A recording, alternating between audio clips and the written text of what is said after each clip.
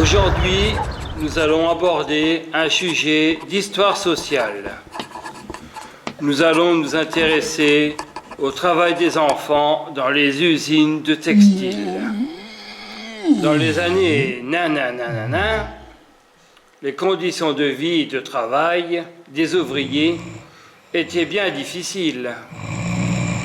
Tellement difficiles qu'à l'époque, les enfants travaillaient très jeunes à l'usine pour aider leurs parents.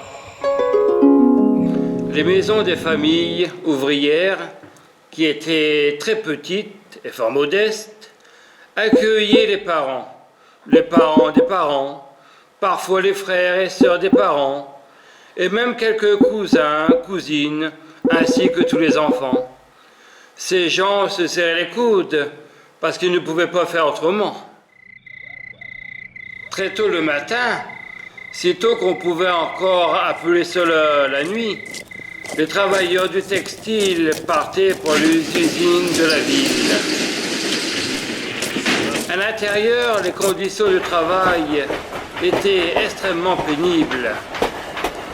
Dans ces ateliers, la température pouvait atteindre les 40 degrés et le taux d'humidité dans l'air dépassait les 70%.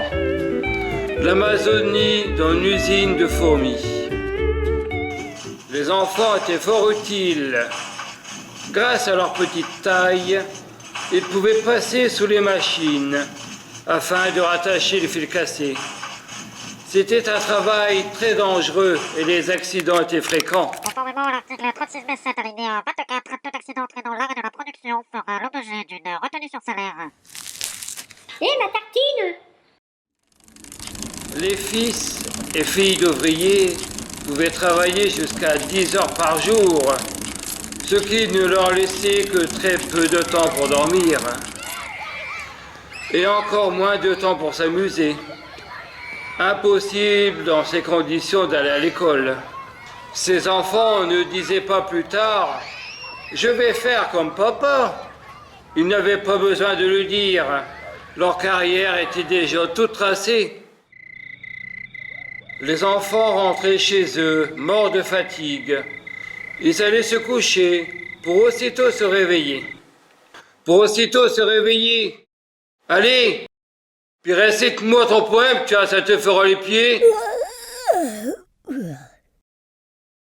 Ils vont de l'aube au soir faire éternellement dans la même prison le même mouvement. Accroupis sous les dents d'une machine sombre, monstre hideux qui mâche on ne sait quoi dans l'ombre, innocent dans un bagne, ange dans un enfer, ils travaillent. Tout est d'airain, tout est de fer, jamais on ne s'arrête et jamais on ne joue. Aussi, quelle pâleur, la cendre est sur leurs joues. Mélancolia, Victor Hugo, voilà.